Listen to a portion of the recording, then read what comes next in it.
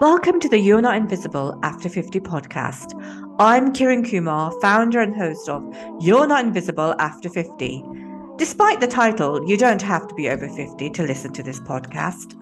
No matter whether you're 25, 45, or 65, we can all learn lessons from each other to help us build a better, more fulfilled life. Come listen to the inspiring stories of all the phenomenal women over 50 who are kicking ass and making an impact. They are not invisible. I'm not invisible, and neither are you. So, no matter what society says, life doesn't end at 50. In fact, it's just beginning.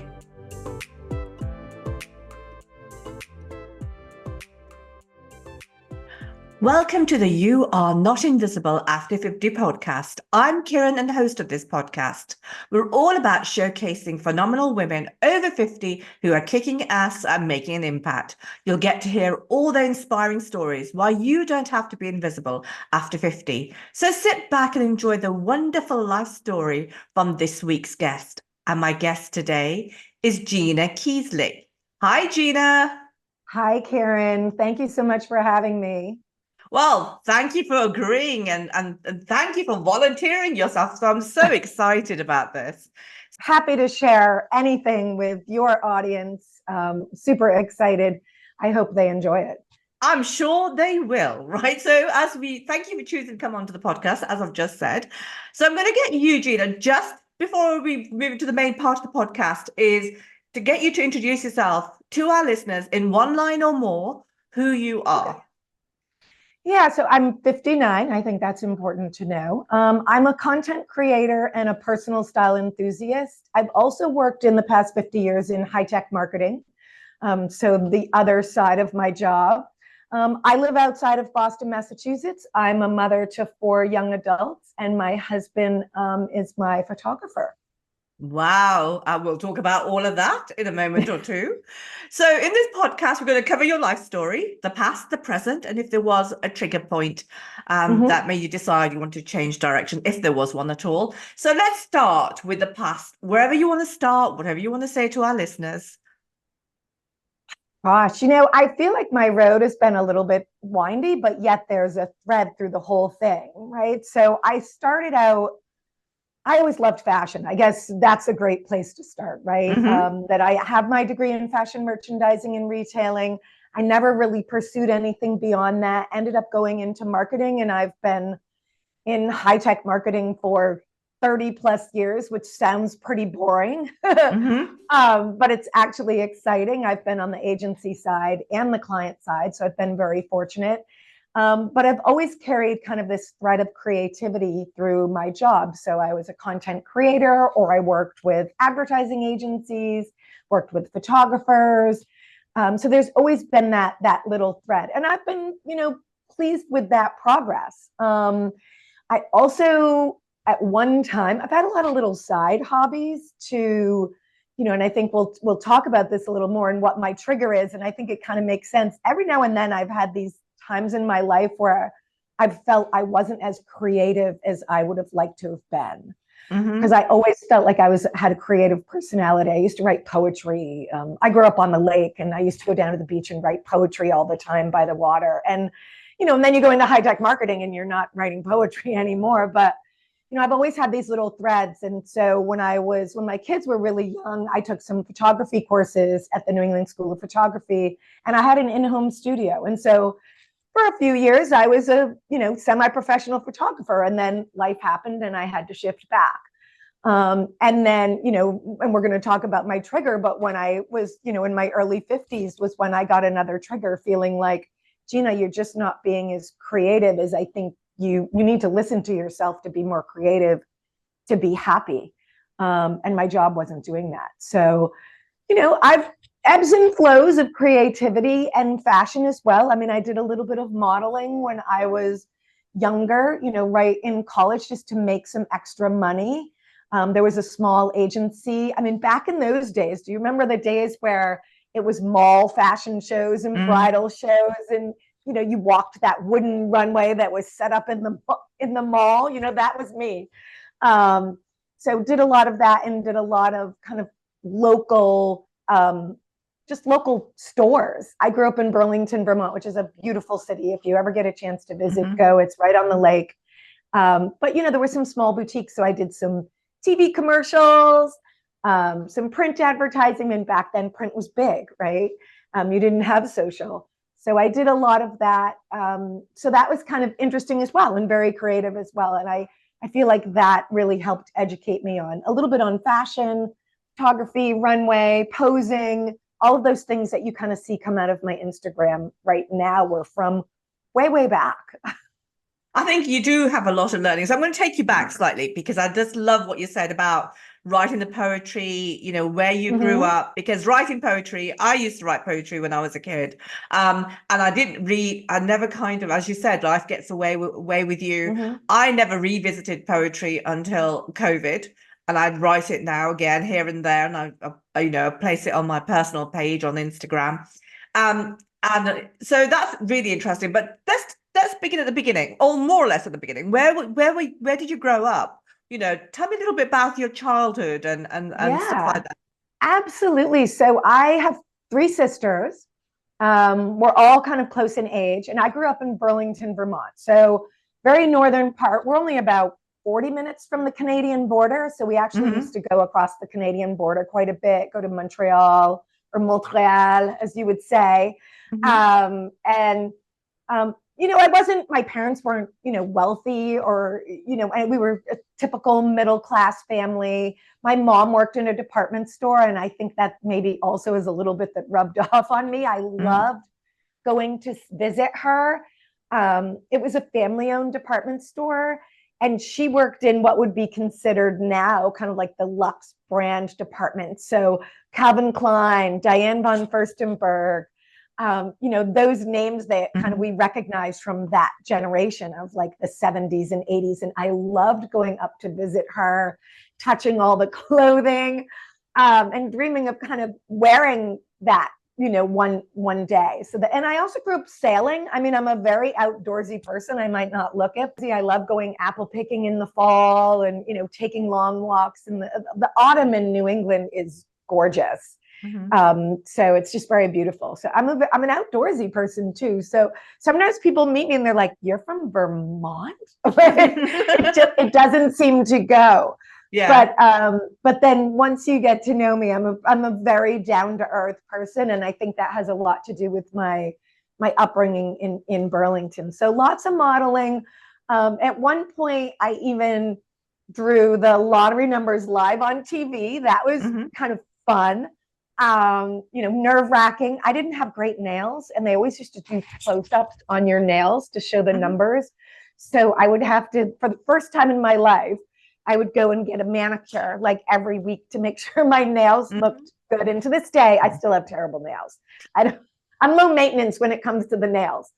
But that was kind of my upbringing. And again, like I said, I had 3 sisters. I have my associate's degree. I stayed local to get my associate's degree in fashion merchandising, and I took a course in marketing, and I just loved it. So I decided, I'm going to go back to school and I'm going to do marketing. And I'd gone on a field trip when I was in probably 6th grade to Boston, which is 4 hours away from where I grew up. And I always remembered it. And so when I decided that I was going to go back to school, I said, you know what? I'm done with Vermont. I'm going to go to school in Boston. And I've kind of never looked back. Although my parents still have a house there on the lake, and I go there every summer. And I have one sister that still lives there. But yeah, I've pretty much been in the Boston area ever since. I mean, that sounds really, really exciting. So how did you get into, so I also, very kind of the thing that you said about, this kind of background and being in love with fashion way back, because I actually feel the same, because my parents were in the clothing business. When I was 8, I used to be doing market stalls with them, and and I've always had a joy and an excitement about fashion and clothes. And as I've got older, it's not got less, it's just got worse, I think. But now I'm a bit more conscious when I buy. So that's right. That. We'll talk about the fashion in a while. But what is also interesting is that when we talked previously, you talked about going into IT marketing, which is really because we both come from an IT background as well. Right. Yeah, so how did that kind of come about? How did you move from, doing a marketing qualification and then moving into the IT sector? So in that, I mean, if you're familiar with the Boston area, there's a lot of high tech in the area. So I think, for me, it was total happenstance. My first job was a temp job in a small high tech company. I had a really hard time finding a job out of college. So I just was taking temp jobs. And so my first job was in a high tech company. And I was just kind of like a marketing assistant, just kind of doing like odd things on the side. And so I always feel like it's transferable skills, right? Anything having to do with marketing, I mean, my concentration is advertising and communications. So really advertising, PR, and communications. So really those focuses, which advertising is very creative, right? So I've written a lot of copy. I've done a lot of that type of work in marketing. So that's the type of work I really wanted to do.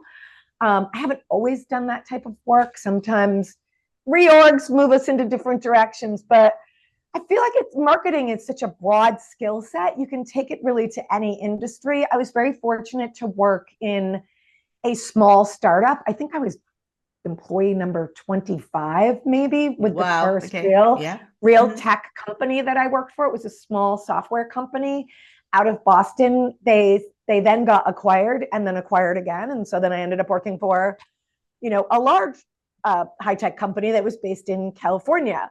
And when I went on maternity leave, I came back and they were like, well, we'd like you to relocate to California, which is basically their way of saying we can't fire you because you've been out of maternity leave.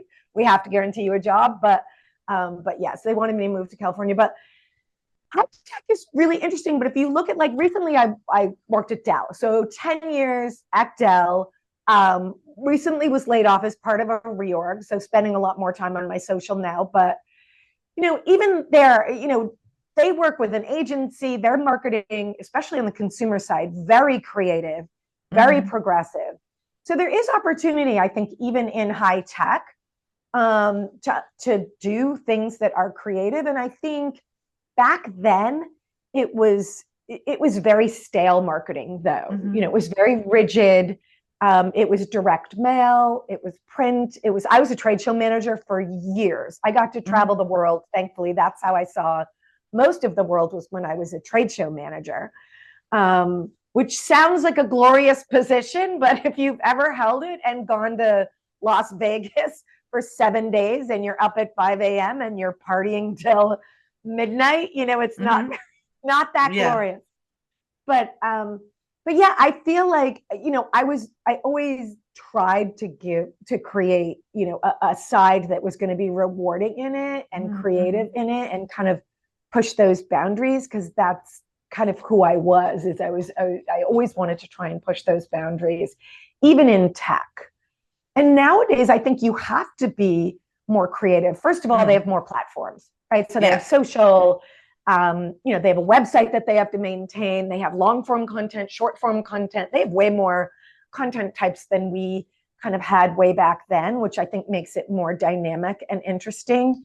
And I think today's marketing has shifted to be more about the real person than it was about, before you showed the marketing was a picture of the computer. Like that was the marketing, but now it's like people on the computer, people outside taking pictures and transferring them to their computer. It's much more realistic and creative. And so I think that's, that has progressed as well. But yeah, it's kind of boring, but I always tried to push the limits on it as much as I could. But I also think that as a creative, whatever field you're in, if you're a creative from the beginning, you always bring it into your work somehow. You try to, as you said, push the boundaries. I mean, I've always pushed the boundaries. I've always looked for an outlet, but I didn't really quite know what my outlet was. I mean, I knew that was, I used to write poetry, as I said. And then, of course, I went into like training, and of course, you deliver with more panache, etc. Right. And then I moved into program project manager, so you try to make that as exciting as possible.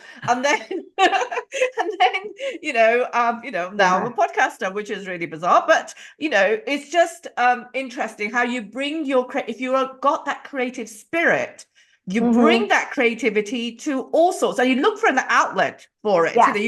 You dabble a lot and test things, as you've done, tested the waters with photography, or so it's quite. I think if it's in your kind of blood and in your veins, and it's part of your psyche, it's going to be there, and you're going to release it at different points in your life, which you also are doing now as well. Right. And it's important to, I was very fortunate to have some amazing bosses who believed in me and were like, yeah, I know she's going to do the right thing. I'm a very strategic person. So, it's great to and I have to say my favorite bosses were all females. I mean, they were just, no unintended bias there, but I feel like as a creative, they really nurtured and encouraged things on a personal level in me. So I've had some amazing female bosses that were also they were mentors, but they were also very enthusiastic about what I had to bring. And I would say, that it is a thread. It's something inside. So I think even when I was changing jobs quite often there for a period of time, kind of mid-career, I always made sure that I asked the critical questions about, what are my boundaries, as part of the interview process, because otherwise I would have felt confined. And I think that's really important to understand about ourselves is what's that joy that we want to bring to our job every day? Make sure you're asking that as part of your interview process. I was very fortunate that I was able to enjoy that in my career, I have to say, to a certain point, which gets to our trigger point later. But yeah. Absolutely. So let's just talk about your family, because you said you're a mother of 4 grown-up children. So, let's talk about a bit of your family and give the listeners a little bit of that. I have to say my son is my biggest supporter, which is so funny because he never says anything about it. So I have 4, like you said. We're a blended family. So this is my second marriage. So we've been married for it'll be 12 years this year. So I have a stepson and a stepdaughter, and then my biological daughter and biological son. So we each have, 2 and 2. And they're all fantastic. And they actually bonded, I think, before the parents bonded as parents to children. It's hard to be a second mom or dad. But we made it through, and that was my focus. And initially my focus, at one point in my career, I was working at a advertising agency. I was an account director for a high-tech agency. I was working on the agency side, and I was traveling all over the globe, and I had just gotten married and putting the blended family together. And I turned to my boss and I said, I'm trying to put together a family of 6. I need to leave. And I ended up leaving the job because at that time in my life, the family was the most important thing to me. I needed to succeed there.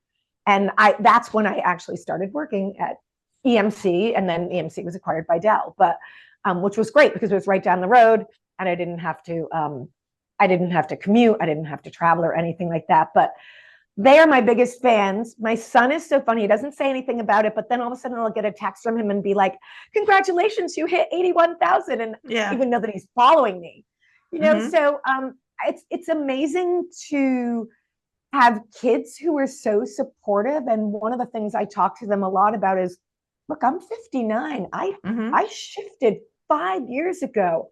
Don't think that your path has to be perfect from the first step. They're so anxious about making it right immediately out of the gate. And so that's something that I always try and stand up as kind of a role model and be like, look, I didn't find this till really late in life. It's okay that, you know, you don't have the perfect job or the thing that you're loving 100% out of the gate. And so my stepson is 26. He just moved to the West Coast.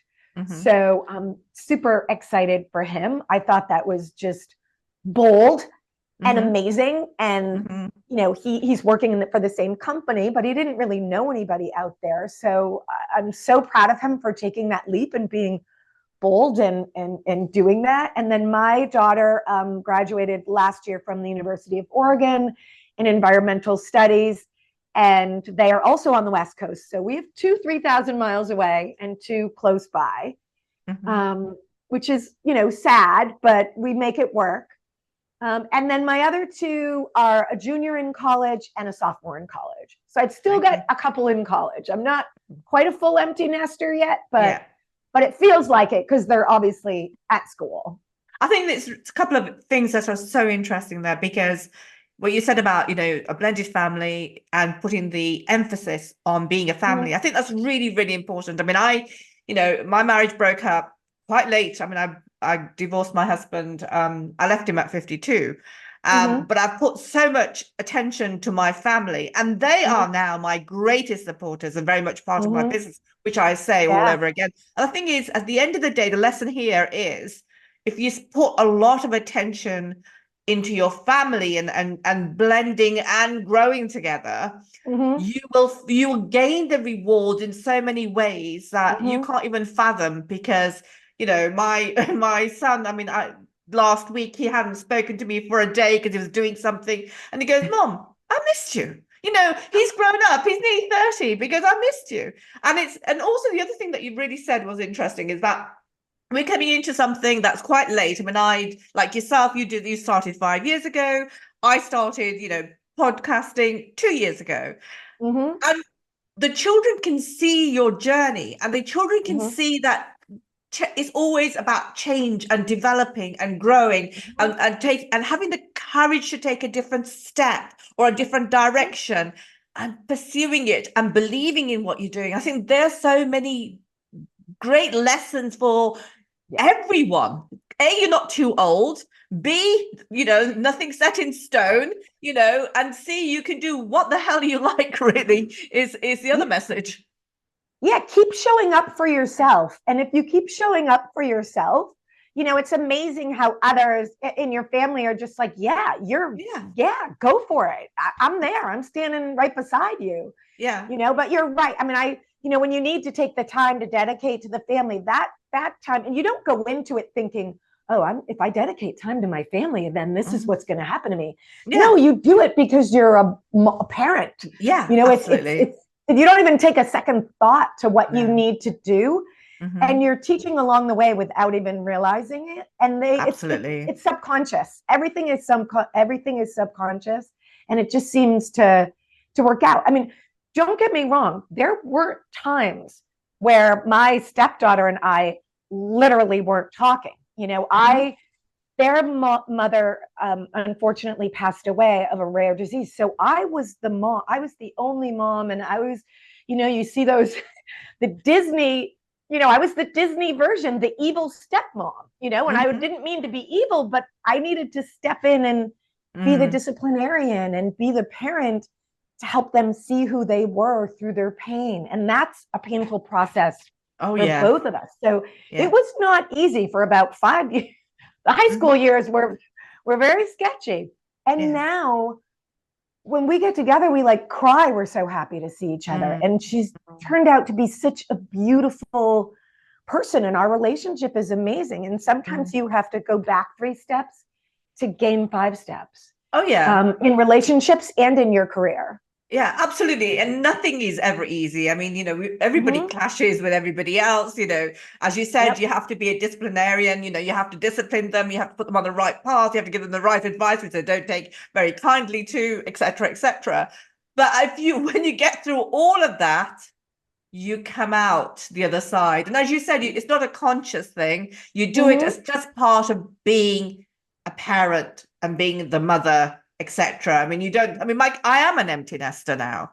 And, you know, I didn't think I would take to being an empty nester Mm-hmm. as I have. And I just think, okay, this is not bad. My kids are still, you know, they're in London and I'm in Bristol. And, you know, it works. It still works. You know, still, we're still close as a family. You know, distance doesn't make, you know, anything disappear.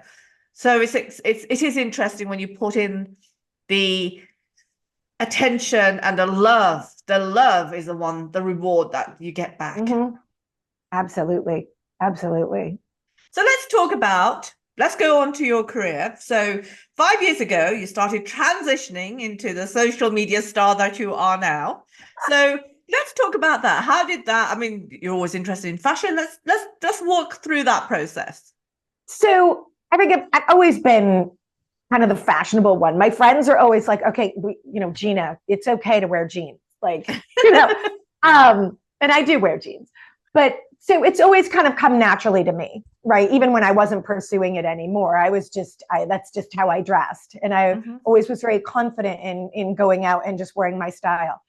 But I was at one of those intersections again in my career where, I'd kind of been reorged into a position in marketing that wasn't as creative as I would have liked. It was really more strategic. It was definitely a little bit drier than what I would have liked.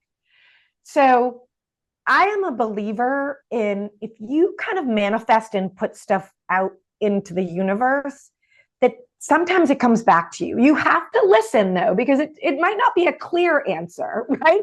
You might have to interpret the answer. It's not literally going to be written on the wall for you. So I was kind of like, I've been for about a month, I was saying, gosh, and I really need to figure out what my next creative thing is, right? Before it had been photography, and then like some different spots of different things. And I was walking through the mall shopping. This was in like December, doing some Christmas shopping. And a young millennial was sitting on her phone and she looks up and she says, oh my gosh, I love your style. And I was like, oh, thanks. And then I'm in another part of the mall and somebody else stops me. It's like, wow, your outfit is fantastic. And I was like, huh, okay. And then the next day in the grocery store, and I go to this grocery store a lot, completely out of the blue, I was wearing red boots. And this woman stopped me. She's like, those boots are everything. And I got home and I thought, I think the universe is trying to tell me something. I think it's time for me to share my style in a broader sense.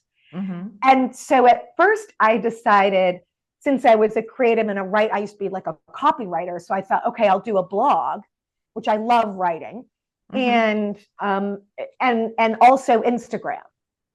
So I started them both, and plus I was working full time at Dell. So couldn't do everything. Like the blog and Instagram and Dell were just too much.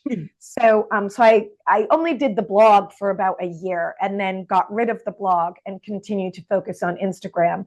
And it was so funny. I never even thought I would get 100 followers. I remember hitting 100 followers and I was like, I'm going to reward myself. And I went out and I bought myself my first Gucci belt. I was so proud of myself. I'm like, I'm going to spend some money on me. And I bought my first Gucci belt. But I remember like running around the house. I was like, I got it.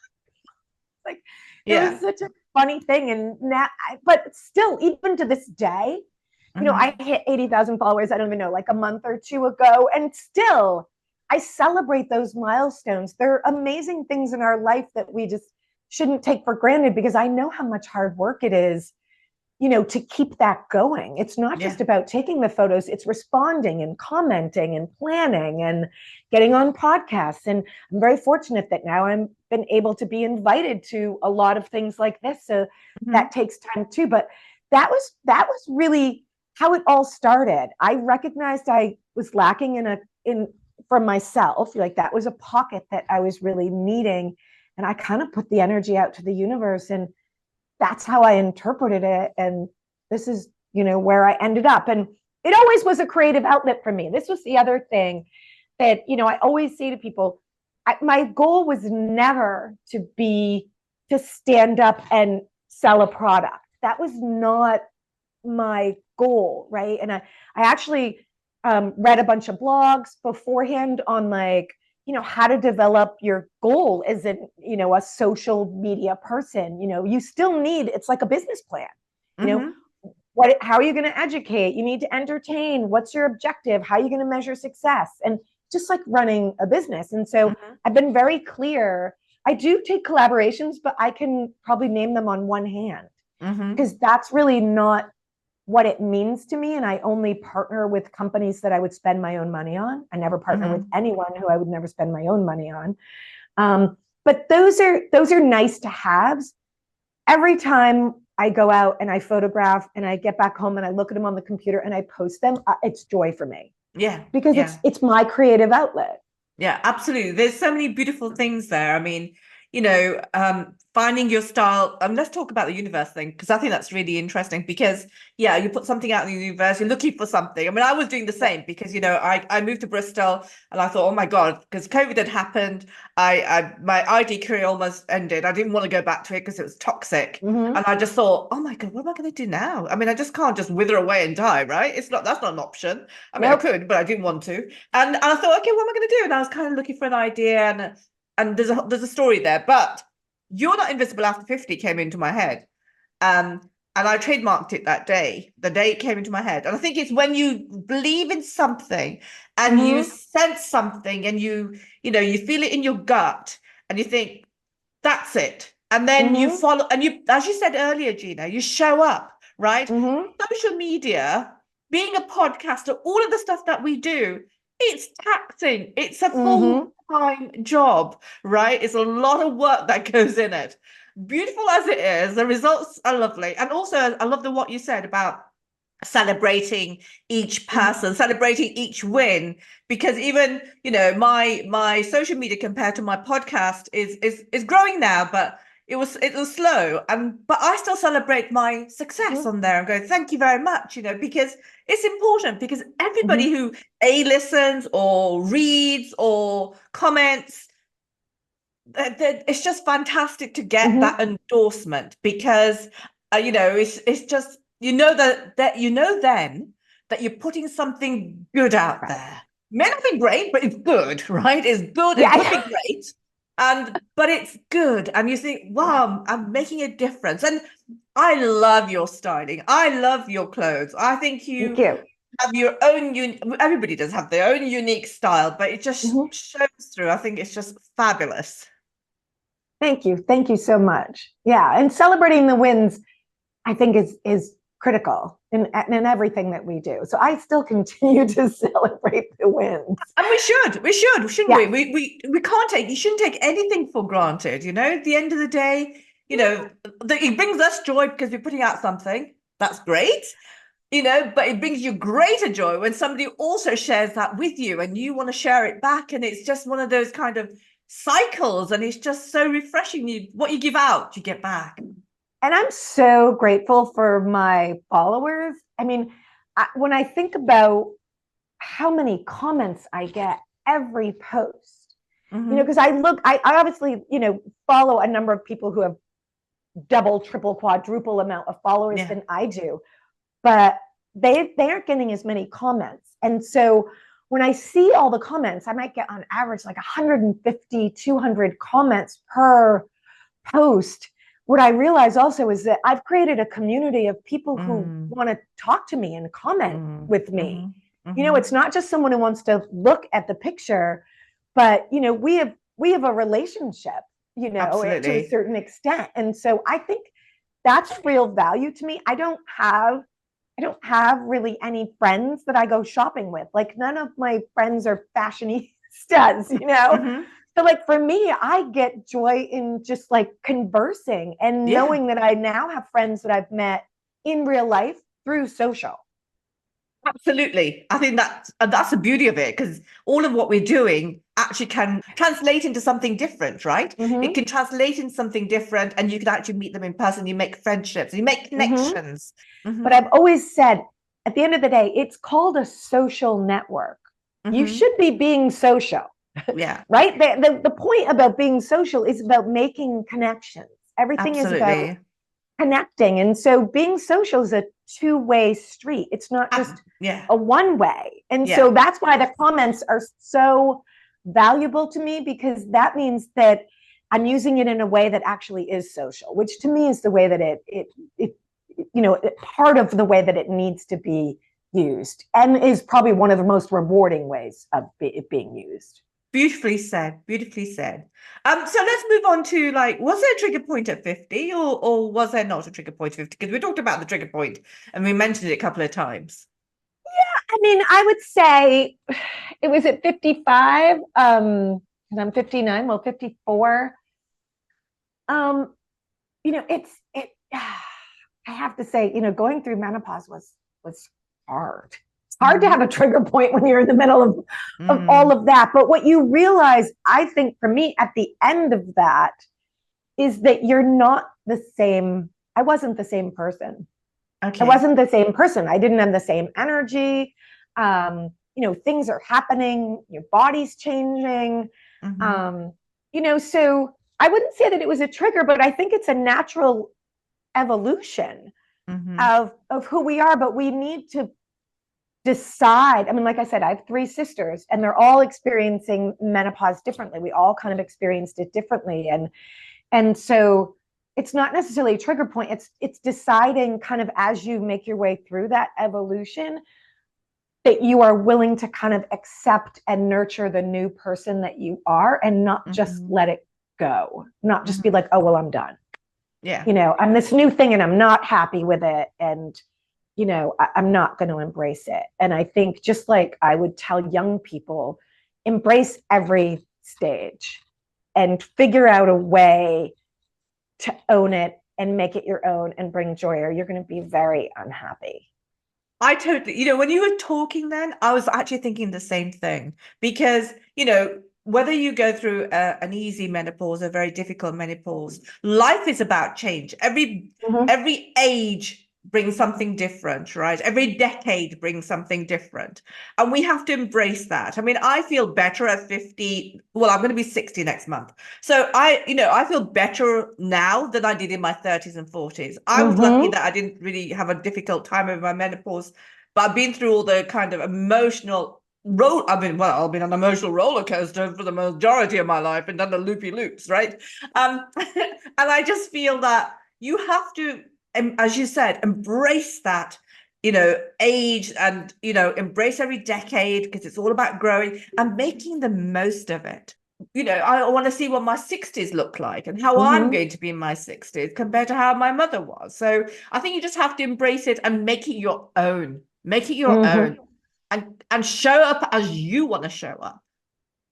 Absolutely, absolutely. And I feel like, unlike my 30s, I remember my grandfather pulling me aside. I was the only, and I can't remember how many nieces and I mean cousins I have, but I was probably one of the last. I was probably the second to oldest, but I was one of the last ones to get married. Mm-hmm. And I remember him pulling me aside and being like, "So, anybody on the horizon? Like, when is this going to happen?" And in my early 30s, there was so much pressure to just like meet the demands of everybody else, Mm-hmm. because it was like these stages of life that everybody said you should be here and you should be doing this and you should be, but now that I'm 50 something, I'm like, I'm making it my own stage. Yeah, absolutely. you know And that's another lesson to the youngsters as well. It's like, yeah, make it your mm-hmm. own. And even to people who are, in the same age bracket as us, is like, do what you feel like doing and just make it Mm-hmm. your own, and accepting it, and growing with it, and showcasing what this age looks like to other people, because Mm-hmm. people go, oh, okay, so you're 60. Didn't expect you to be like this. Well, here I Right. am. So true. So true. I meet total strangers and I'm like, yeah, I'm 59. I'm like, 59? Yeah, Because it's the energy and yeah, just the confidence and like, yeah, I'm here. Yeah. absolutely. Well, what did you think 59 was going to look like? Looks you like know, us. Absolutely. we're redefining what it looks like. And I think that's a beautiful thing.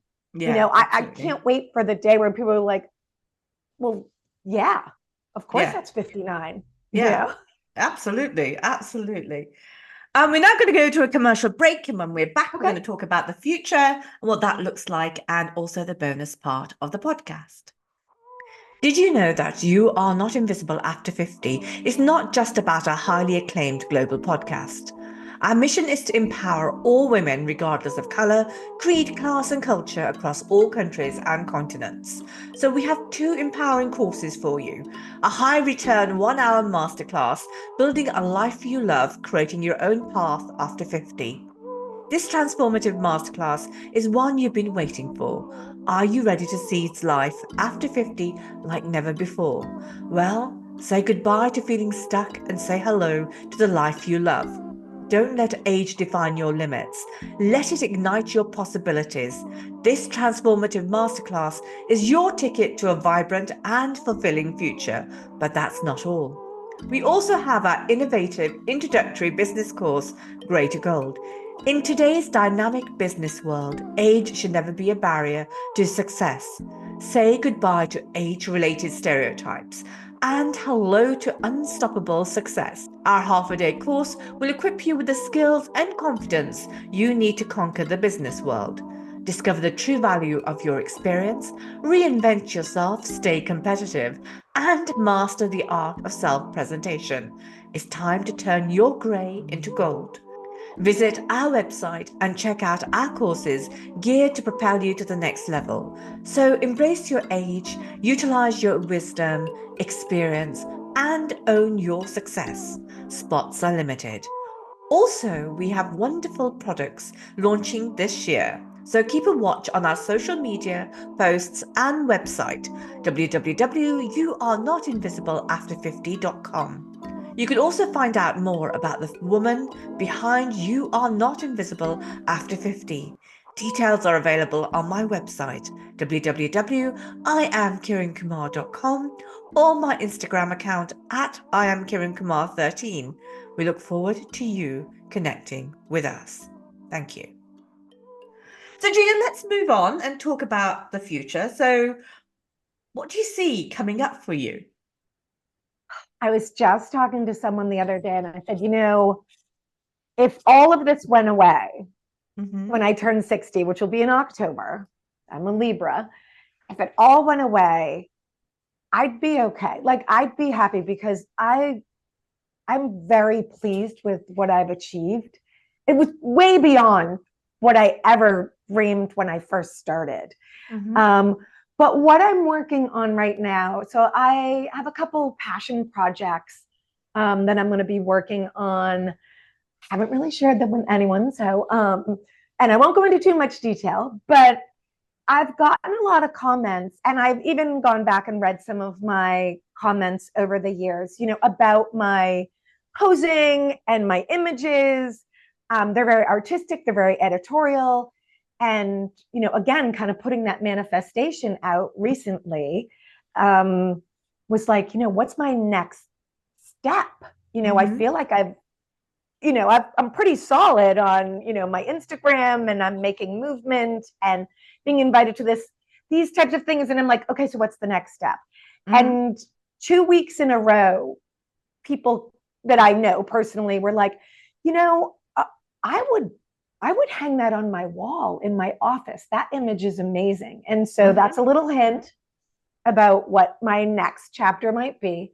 So it is really bringing a lot of my past together with my present, right? So fashion, modeling, photo styling, photography, artistic outlet, Instagram, my images, color, confidence. So I am going to be producing a number of things that are more physically tangible than an Instagram photo. I'm looking at the image behind you, like think, very artsy, go in the studio. I will photo style it. It's going to blow out Instagram because Instagram is very specific style for me, but this will take it to a whole new level of energy and photo styling. And so I haven't quite sorted out my go-to-market yet. how I'm going to get it to market, or what the products are exactly going to be, but I'm thinking it will manifest itself in a number of different deliverables. And I'm also looking to collaborate with some of my over 50 friends on the project as well. So exciting stuff. Looking for the next chapter, but it'll be creative, but in a different way, but leveraging everything, really leveraging everything. And Instagram's not going away. It's still going to be there. I'm still going to post 3 times a week and interact and all of that. But I feel like I need, what's the next thing? Because Instagram is not the end. It's just a means to an end, right? So opens the doors to a lot of things, doesn't it? Really. Yes. So you don't know what that looks like, how that's going to appear, etc. And it's just exciting about just being out there, really. Right. Fabulous. So let's move on. So what 5 tips would you give to anyone who's under 50, first of all? I have a mantra that I write in. Sometimes I close my Instagram post with it. And I'd have to say, I think it's the same for 50 or over 50, because one of the pieces is be ageless, right? So whether you're over 50 or under 50, don't associate your decisions or what you wear or what you do with a preconceived notion of what that age should be. So, my mantra is normally like, be bold, be beautiful, be ageless, be yourself, be seen, right? So there's a lot there. There's a lot that goes into that. So, but I think that applies to every age group. And bold, but the interpretation could be different, right? So some people are like, well, be bold is about wearing color, Gina. And I'm like, no, it's actually not. It's not. It's about breaking barriers. It's about doing something different. It's about trying something different or doing something a different way. Like, recognize that you own your own path and you get to decide where when that crossroad comes up, whether you take the comfortable, road, or maybe you try something a little bit different. Be beautiful is all about just accepting everything that goes on physically in your body, and look in the mirror every day and say, I'm worthy, I'm beautiful, this is me, wrinkles and all, right? Now, wrinkles and all, and be ageless, like I said, is really about, I follow women on Instagram, and men, by the way, who are everything from 20-somethings to 80. I shop at places. I never go into a store and go, oh, this is for 20-year-olds. Because next thing you know, I find a really cute faux fur jacket, So I never make assumptions or try and associate age with decisions or preconceived notions. So that's this idea of being ageless. And that's hard. That's probably, I think, one of the hardest ones. Be seen, right? Don't be afraid to be the odd man out, through what you wear or what you say. If you're really passionate about something, get up there, sit in the front of the class, don't be afraid of that. And all of those things help build confidence, which at the end of the day, I think it's an upward spiral. Like, once you start these things, they definitely kind of grow on each other. And it's interesting what you've said about all of that, because when you said be bold, be seen, be ageless, be beautiful. Be beautiful. Yep, be beautiful. The tagline of my founding company is be bold, be brave, be empowered. And that, again, is a journey, because it's my journey that got me here, I think. And as you said, Gina, when you go through all those phases and it's an upward, shift upwards, then you become all of that. It's part of the process, and then you become, like, as my tagline is, be empowered. At the end, when you're empowered, everything is open, everything is okay, right? So I think it's really good to have that messaging, yours, out there, because be bold to make something, do something different. Be bold to step out. Be bold, to try something new, whatever it may be. Because by all of those, the changes will come, and you'll see yourself transform into a totally different person. How I am at nearly 60 compared to how I was when I was 30 and in a difficult marriage, I'm totally different. I'm the person, I always say I've become the person I've always wanted to be, because I have none of the nonsense around me. And it's when you go through all those phases, then you actually accept yourself for who you are. Absolutely. No, it's super, super powerful to just continue to kind of manifest and have that mentality. And, some days aren't perfect. I'm not saying that I've reached self-actualization but I'm constantly evolving as well. But I think if I just keep those things in the back of my mind, I can continue on a journey that I think is going to be very rewarding. Again, might be 2 steps back for 5 steps forward, but I think everyone should have kind of a personal mantra, that they kind of believe in, that they write down. And again, that's ageist. I mean, my kids do a lot of journaling. And so I'm like, write where you want to be, get those things out. And, you may look back at that in 20 years and be like, why did I never explore that? Okay, I want to go back on that path. It's really good. And I think it's just brilliant. So let's go on to, otherwise we could talk about the one tip that we just talked about for ages. So let's move on to tip number 2. What have we got there? Oh gosh, yeah. I think just remember that the journey is not always straight. Yeah. It's not. And it's okay to go off the path every now and then.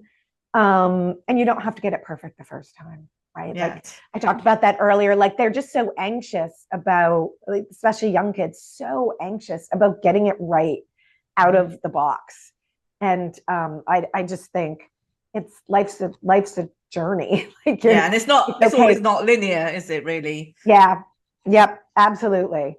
So your third tip? Third tip, it's going to sound funny, but wear sunscreen. I have to put that in there. I think because, skin cancer is the only cancer I believe that's we can prevent by doing something all the time. I know that sounds weird, but it's like, I said that to my kids all the time. Did you put sunscreen on? Yeah.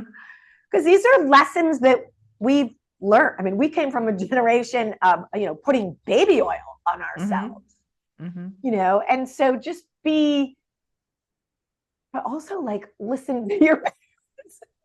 You might not like it. Mother does know best. Oh, absolutely. Yeah. I also think that as well. So what about the 3 tips that you give to anybody who's over 50 and listening? What would you say to the ladies and all the gents out there who listen? Or the gents. Yeah. Absolutely.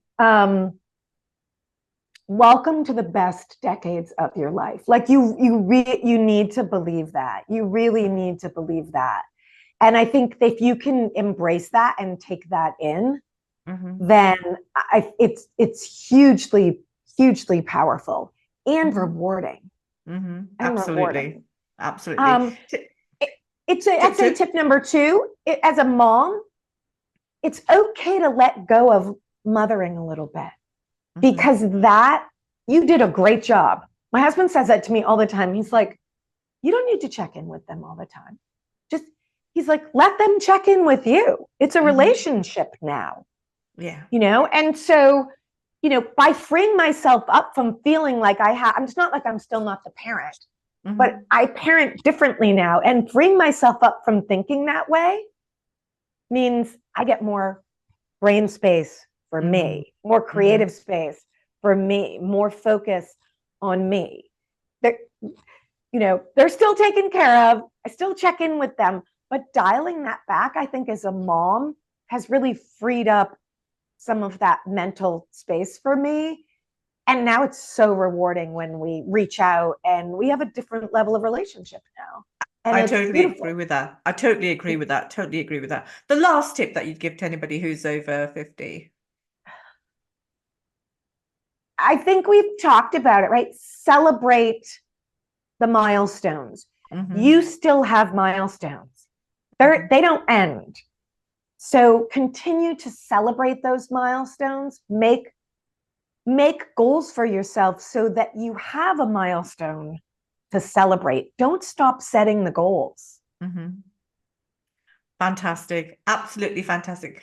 Gina, it's been a phenomenal podcast interview. I've just loved it. I mean, we could have talked for ages. I mean, I know we could have gone. I'm a talker, right? Obviously. Me too.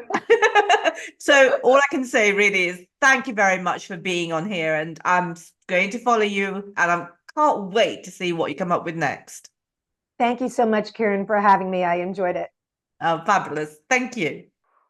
Thank you for listening to the You're Not Invisible After 50 podcast. If you want to hear more from some amazing women who are over 50, who are kicking ass and making impact, then don't forget to follow us right here on Apple Podcasts or Spotify. Remember to subscribe, rate, comment, and share with other women through your social media. Let's spread the word across the world that you don't have to be invisible after 50. Check out our other services on www.you'renotinvisibleafter50.com and follow us on Instagram, Facebook, LinkedIn, TikTok, and YouTube. And always remember that life doesn't end at 50. In fact, it's just beginning. We look forward to you connecting with us. Thank you.